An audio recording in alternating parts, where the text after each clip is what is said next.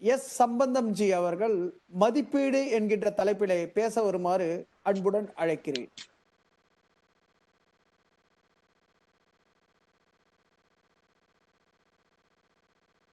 பாரத மாதாவை வேண்டிக் கொண்டு இக்காணொலி கருத்தொடங்கில் கடந்து கொண்டிருக்கும் அத்துணை சகோதர சகோதரிகளுக்கும் என் அன்பு கலந்த வணக்கத்தை தெரிவித்துக் கொள்கின்றேன்.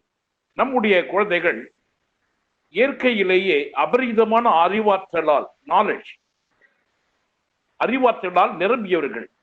நாலெட்ஜ் என்பதற்கு சுவாமி விவேகானந்தர் அழகாக ஒரு வரையறை வழங்குகிறார். Knowledge is the manifestation of perfection already in men. இதைத்தான் பட்டுக்கோட்டை கல்யாண சுந்தரம் அவருடைய பழைய பாடல் வரிகள் வழிமுறுகின்றன. எந்த குழந்தையும் நல்ல குழந்தையை தான் மண்ணில் பிறக்கையிலே. What is the purpose of education? Swami Vivekananda says, it is not to impart knowledge, but to impart skill development. உடல் சார்ந்த திறமைகளை வளர்த்தலே கல்வியின் நோக்கமாகும். மாணவரிடையே உறைந்துள்ள அறிவாற்றலை வெளிக்கொணர்வது திறமை வளர்ச்சி, ஸ்கில் டெவலப்மெண்ட். நான் திறமை வளர்ச்சின்னு சொல்றப்போ இரண்டு வகையான திறமைகள். ஒன்று, நாம் படிக்கும் பிசிக்ஸ், கெமிஸ்ட்ரி, எக்கனாமிக்ஸ், காமர்ஸ் அத்தனையும் பணம் காசு சம்பாதிப்பதற்காக பயன்பட்டால் அது லைவ்லிஹுட் ஸ்கில், வாழ்வாதார கல்வி. ஆனால் பன்முக திறமை கொண்ட முழு மனிதனை உருவாக்க தேவைப்படுவது வாழ்க்கை கல்வி, லைஃப் ஸ்கில். ஆக ஒரு ஹோலிஸ்டிக் பர்சனாலிட்டியாக முழு மனிதனை உருவாக்குவதே கல்வியின் நோக்கமாக அமைய வேண்டும். ஒரு தகவல் உங்களுக்கு, நமது பாரத நாட்டின் மொத்த ஜனத்தொகையில் சுமார் 35% 10 முதல் 24 வயது வரையுள்ள இளைஞர்கள் மற்றும் இளைஞிகள், சுமார் 356 மில்லியன் இளையோர் இருப்பது நம் நாட்டினை மிக அதிக மனித வளமிக்க ஹியூமன் ரிசோர்ஸ் மிக்க நாடாக உலக அரங்கில் உயர்த்தி காட்டுகின்றது. நமது மைய அரசால் வடிவமைக்கப்பட்டு வெளியிடப்பட்டுள்ள இந்த தேசிய கல்விக் கொள்கை ஐக்கிய நாடுகள் சபையால் 2015 ஆண்டு ஓர் இலக்காக எடுத்துக் கொள்ளப்பட்ட, சுருக்கமாக சொல்ல போனால் எஸ்டிஜி, சஸ்டைனபிள் டெவலப்மெண்ட் கோல். இதுல 4வது எஜுகேஷனல் கோல். அதை அடிப்படையாக வைத்துதான், அதை மனதில் கொண்டே இந்த புதிய கல்விக் கொள்கை எழுதப்பட்டுள்ளது. நிலையான அபிவிருத்தி, நிலையான வளம் குன்றா வளர்ச்சி குறிக்கோள். இதுதான் எஸ்டிஜி என்பது. இது ஒரு சிறப்பம்சம். புதிய கல்விக் கொள்கையின் சிறப்புகளில் ஒன்று student centred education, student centred assessment. இங்கே எடுக்கக்கூடிய மதிப்பீடு புதிய கல்விக் கொள்கையின்படி மாணவனை மையமாக வைத்த ஒரு மதிப்பீட்டு முறை. மதிப்பீட்டின் அடிப்படை நோக்கமே மாணவர் வளர்ச்சியும் மேம்படுத்தப்பட்ட கற்றலும், அதாவது students development and optimum learning, மேம்படுத்தப்பட்ட கற்றல். இது நாள் வரை கடைபிடிக்கப்பட்ட ஒரு மதிப்பீட்டு முறை வெறும் சம்மேட்டிவ் முறை. சம்மேட்டிவ் அசஸ்மெண்ட் என்பது இப்ப இருக்கிற முறைக்கும் வரப்போகும் புதிய கல்விக்குறையில் அந்த கொள்கையில் இருக்கக்கூடிய மதிப்பீட்டு முறைக்கும் வித்தியாசத்தை முதல்ல பார்ப்போம். இப்ப இருக்கக்கூடியது சம்மேட்டிவ் அசஸ்மெண்ட். சம்மேட்டிவ் அசஸ்மெண்ட் என்பது பருவ இடைத்தேர்வு, மிட்-டேர்ம் டெஸ்ட், காலாண்டு, அரையாண்டு, ஆண்டு இறுதி தேர்வு என இந்த தேர்வுகளின் மதிப்பெண்களை அடிப்படையாக கொள்வது. இந்த வகை மதிப்பீட்டில் வெறும் மனப்பாட திறமையை சோதிப்பது, ரோட் லேர்னிங் என அமைந்திருப்பதால் மாணவர்களின் உள்ளார்ந்த மறைந்துள்ள திறமைகளை அடையாளம் காணும் வாய்ப்பே இல்லாமல் போய்விடுகின்றது. ஆனா இப்ப இருக்கக்கூடிய புதிய கல்விக் கொள்கையின் மதிப்பீடு என்பது சம்மேட்டிவ் அசஸ்மெண்டோடு சேர்ந்து ஃபார்மேட்டிவ் அசஸ்மெண்ட். ஃபார்மேட்டிவ் அசஸ்மெண்ட் என்றால் என்னன்னு கேட்டீங்கன்னா, மாணவர்களுடைய அவுட்கம், அதாவது அடைவு திறனை அவர்கள் கற்கும் பொழுதே ஆண்டு முழுமையும் மதிப்பீடு செய்வது. அவர்கள் கற்கும் பொழுதே, ஓகே, அதாவது கண்டினியூஸ் ட்ராக்கிங் ஆஃப் லேர்னிங் என்று சொல்வார்கள். அதாவது அசஸ்மெண்ட் இஸ் கண்டினியூஸ். இந்த சம்மேட்டிவ் அசஸ்மெண்ட் என்பது வெறும் கண்டென்ட் பேஸ், புத்தகத்தில் உள்ள பாடக்கருத்தை மட்டுமே மதிப்பீடு செய்வது. ஆனா ஃபார்மேட்டிவ் அசஸ்மெண்ட் என்பது காம்பிடென்சி பேஸ். இதுதான் மிக முக்கியமான வித்தியாசம்.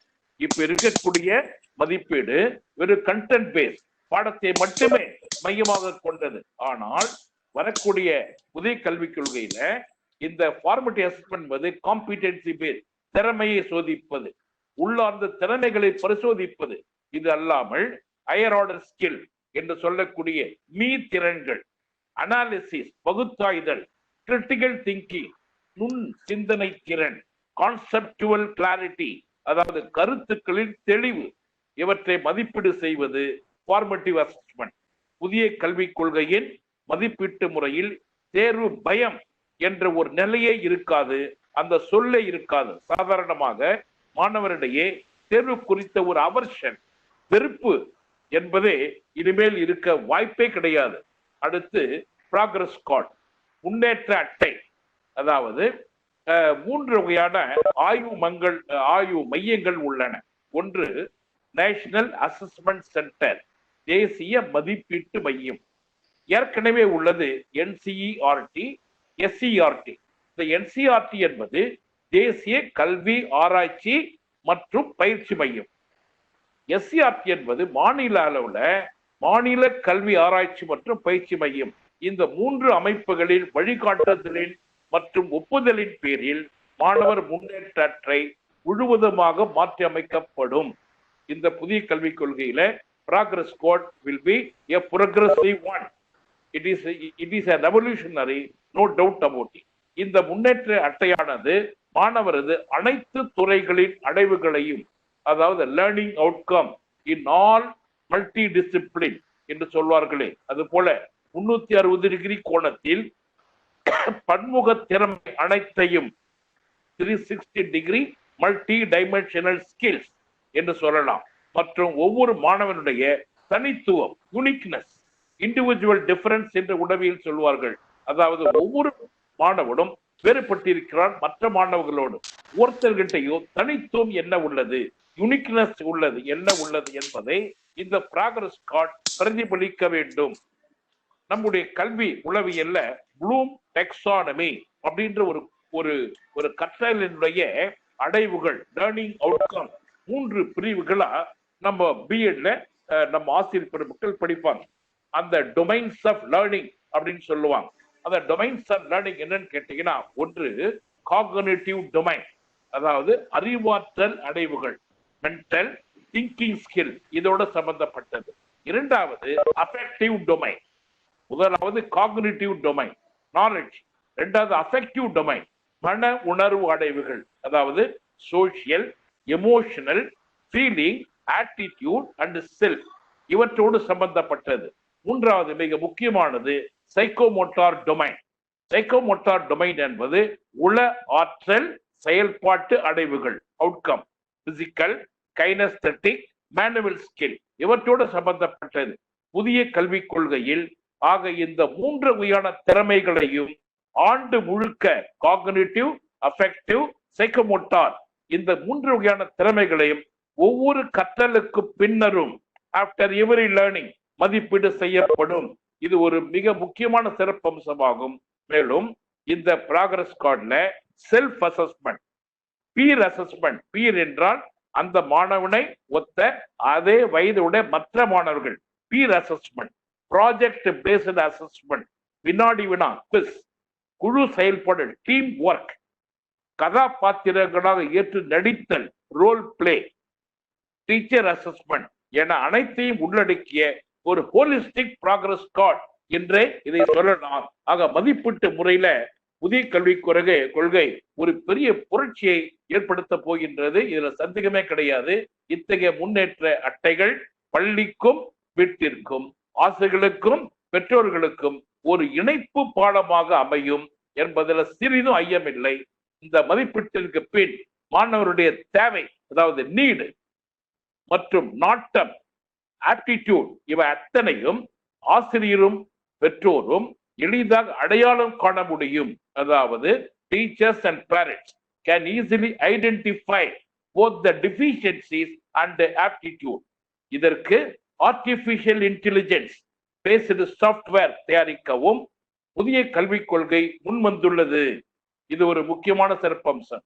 புதிய கல்விக் கொள்கையில் 10 மற்றும் 12வது வகுப்புகளுக்கு பொது தேர்வு இப்பொழுது இருப்பது போலவே தொடரும். ஆனால் நுழைவுத் தேர்வுக்கு தயார் செய்வதாக புற்றீசலாக இருக்கக்கூடிய அங்கங்கே கிளம்பி இருக்கும் கோச்சிங் சென்டர்ஸ், பயிற்சி மையங்களுக்கு இனி அவசியமே இருக்காது. இது ஒரு முக்கியமான தகவல். பொது தேர்வுகளில் மாணவர்களின் அடிப்படை பாட திறமைகள் மதிப்பீடு செய்யப்படும். பேசிக் ஃபண்டமெண்டல்ஸ். மாணவர்களும் சிரமமின்றி இதனால் தேர்ச்சி பெறுவர். திறன் வெளிப்பாட்டில் டிஸ்பிளே ஆஃப் ஸ்கில் வேறுபாடு கொண்டுள்ள மாணவர்களை கருத்தில் கொண்டு ஒவ்வொரு வருடமும் பொது தேர்வினை 2 முறை, அதாவது முதலாவது கல்வி ஆண்டு இறுதியில், 2வது தேர்வை மதிப்பெண் மேம்பாட்டிற்காக, அதாவது இம்ப்ரூவ்மெண்ட் எக்ஸாம் திட்டமிடப்பட்டுள்ளது. அதாவது 10th 12th 2 முறை தேர்வுகள், ஒன்று பொது தேர்வு, 2வது இம்ப்ரூவ்மெண்ட் எக்ஸாமினேஷன். ஆக ஸ்டூடெண்ட்ஸ் சாய்ஸ், மாணவர் விருப்பத்தை கருத்தில் கொண்டு best out of 2 attempts, best of 2 attempts அதை அந்த மதிப்பெண்ணை கணக்கில் எடுத்துக் கொள்ளப்படும். பாத்தீங்களா, இதுதான் பிளெக்சிபிலிட்டி இன் அசஸ்மெண்ட். மதிப்பீட்டு முறையில மாணவரை மையமாக வைத்த ஒரு முறைன்னு ஏற்கனவே சொன்னேன். அதனால்தான் மறுபடியும் வலியுறுத்தல, it is student centred assessment. புத்தகத்தையோ எக்ஸாமினேஷனையோ கருத்தில் கொள்ளவில்லை, மாணவர்களை மையமாக வைத்த ஒரு புதியதொரு முறை. தேர்வு பயத்தை போக்கி பள்ளி அளவில் வகுப்பு தேர்வுகள் நடத்தி ஒவ்வொன்றிற்கும் சிறிய அளவிலான, அதாவது மைக்ரோ டீச்சிங் என்று சொல்வார்களே, மைக்ரோ அளவில் சிறிய அளவில் படப்பகுதியில் ஒதுக்கி இருப்பதால் தேர்வின் பால் உள்ள அழுத்தம், பிரஷர் குறையும். இதுல சந்தேகமே கிடையாது.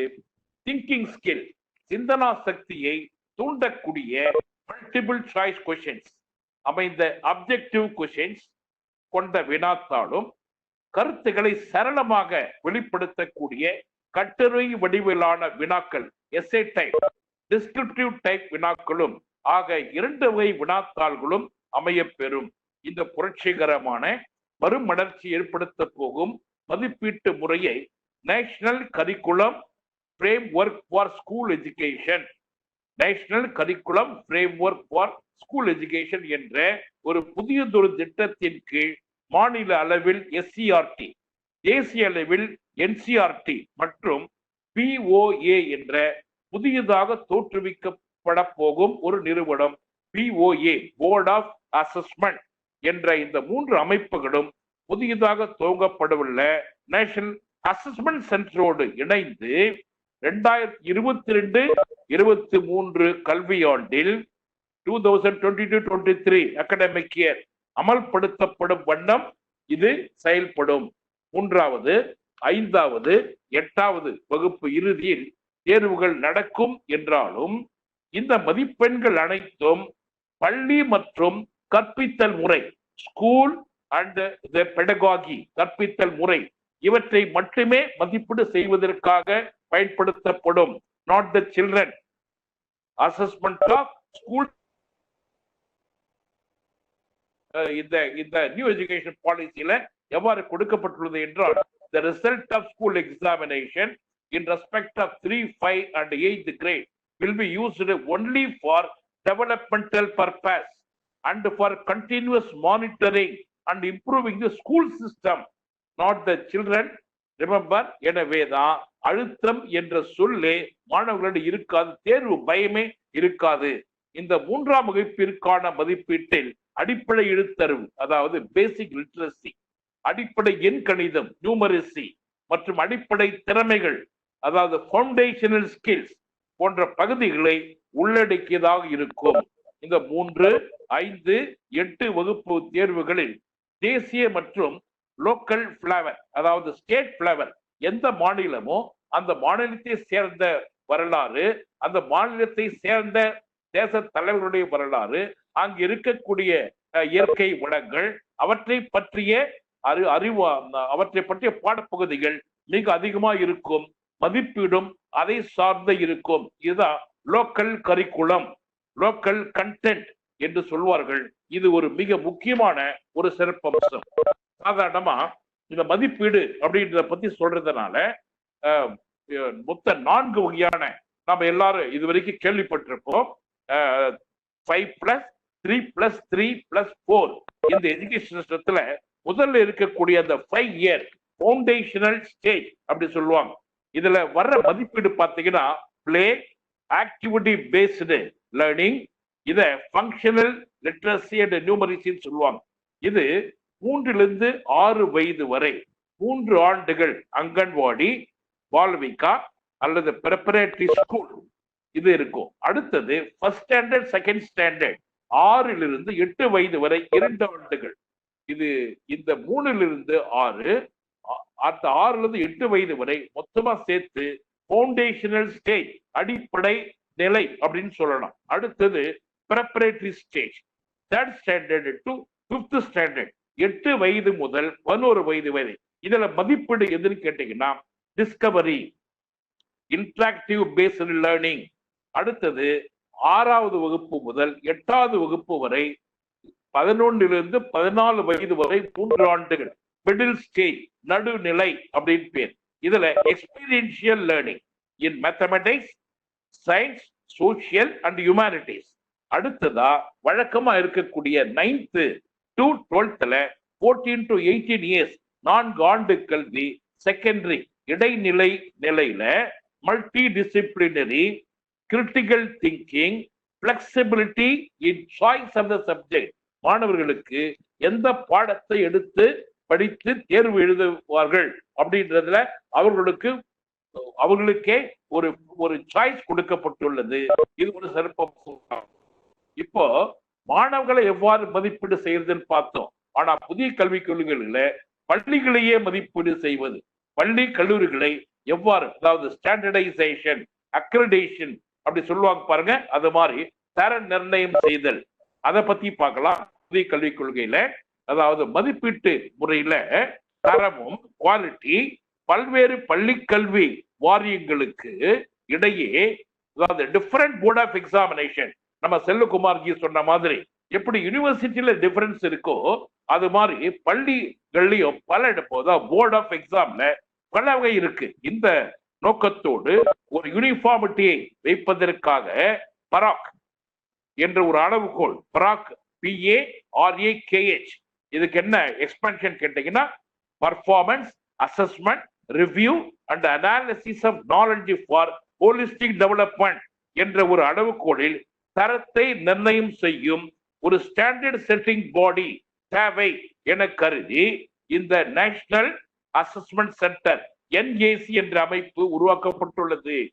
State level achievement, national level achievement என எல்லா நிலைகளிலும் தரத்தை பரிசோதித்து குறைகளை நிவர்த்தி செய்து ஒரு யூனிஃபார்மிட்டி, சமத்துவத்தை ஏற்படுத்தும் பணியை இந்த NAC அமைப்பு மேற்கொள்ளும். இந்த அத்தனையும் SSSA state school standard authority அமைப்பின் கீழே செயல்படும். இதுக்கு எல்லாத்துக்கும் ஒரு கால நிர்ணயம் பிக்ஸ் பண்ணியிருக்காங்க நியூ எஜுகேஷன் பாலிசியில. அதாவது புதிய மதிப்பீட்டு முறைய எந்தெந்த வகுப்பு எந்தெந்த இயர்னு இத இப்ப சொல்ற பாருங்க. 9th ஸ்டாண்டர்டுக்கு 2021-22 academic year, 10th standard 2022-23, 11th standard 23-24 academic year, கடைசியா 12th ஸ்டாண்டர்ட் 2024-25. இந்த ஆண்டுல படிப்படியா கிரேடட் மேனர் சொல்லுவாங்களே, அது மாதிரி படிப்படியா ஒவ்வொரு வருஷத்துக்கும் இது விஸ்தரிக்கப்படும். இதே மாதிரி பள்ளி கல்வி மாறியே மதிப்பீடு எடுத்ததுனால பல்கலைக்கழக நுழைவுத் தேர்வுகள் இவெல்லாம் நேஷனல் டெஸ்டிங் ஏஜென்சி NTA இதனுடைய மேற்பார்வையில் ஆண்டிற்கு 2 முறை, ஒன்று சப்ஜெக்ட் பேஸ்டு எக்ஸாம், அதோடு நல்ல குவாலிட்டி வாய்ந்த காமன் ஆப்டிடியூட் டெஸ்ட் நடத்தப்படும். இங்கேயும் கல்லூரிகளையும் பயிற்சி மையங்களுக்கு, பிரைவேட் கோச்சிங் சென்டர்ஸுக்கு அவசியம் இருக்காது. மாணவர்களுடைய புரிந்து கொள்ளும் திறன், கான்செப்சுவல் அண்டர்ஸ்டாண்டிங் மற்றும் அப்ளிகேஷன் ஆஃப் நாலேஜ் இவற்றை பரிசோதிக்க வேண்டும். கல்லூரி அளவுகள தேர்வுகள் அமையும். தனி மனித ஆர்வம் மற்றும் நாட்டத்திற்கு ஏற்ப அவர்கள் விரும்பும் பாடத்தில் தேர்வு எழுத அனுமதிக்கப்படும். பட்டப்படிப்பு, பட்ட மேற்படிப்பு, ஆராய்ச்சி படிப்புக்கான நுழைவுத் தேர்வுகளை நடத்தும் ஒரு பிரீமியர் எக்ஸ்பர்டைஸ்டு அட்டானமஸ் டெஸ்டிங் ஆர்கனைசேஷன்.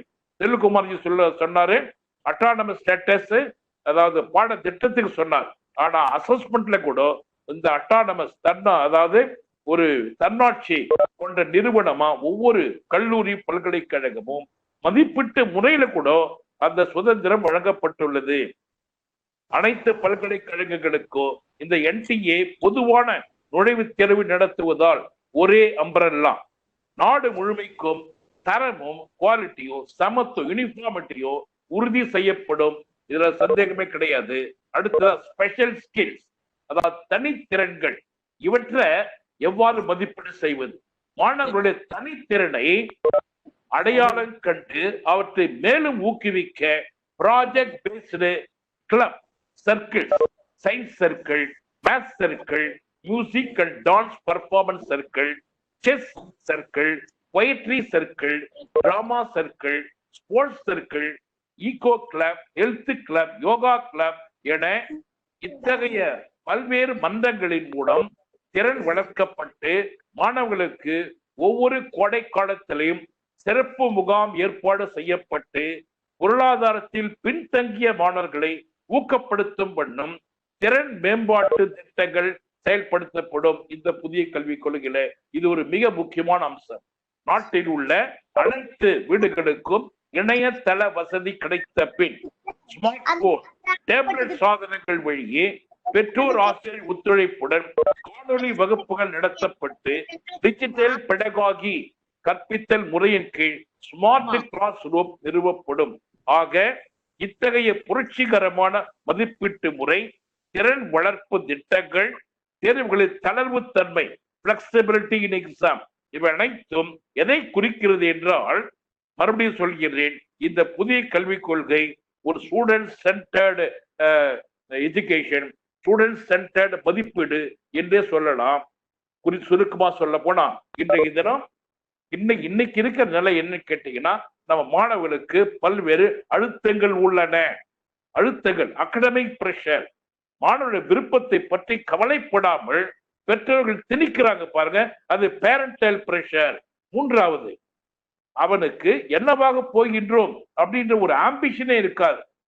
அத ஆங்ஸைட்டி அபவுட் தி ஃபியூச்சர் சொல்லலாம். எமோஷனல் டிஸ்டர்பன்சஸ், அதாவது உளவியல் ரீதியா அவன் மனசுல இருக்கக்கூடிய எதிர்மறை மன எழுச்சிகள், பியர் குரூப் இன்ஃபுளுன்ஸ், அதான் அவனுடைய அந்த வயதை ஒற்ற மற்ற மாணவர்களால் தரப்படும் பிரஷர். இப்ப பாருங்க, நான் பிரஷர்னு சொன்னேன். ஆனா இப்ப இருக்கிற கல்வி முறையில் இருக்கக்கூடிய பிரஷர் புதிய கல்விக் கொள்கையில பிளஷராக மாறும். இந்த பிரஷர் பிளஷராக மாறணும் அப்படின்னா புதிய கல்விக் கொள்கையில இது அனைத்து இந்த அம்சங்களும் சீர்திருத்தப்பட வேண்டும். இது ஒரு புரட்சிகரமான திட்டம் என்பதில் சிறிது மையமில்லை. வாய்ப்புக்கு நன்றி கூறி விடைபெறுகின்றேன். மீண்டும் நாம் வினா பகுதியில் சந்திப்போம். நமஸ்தே, வணக்கம்.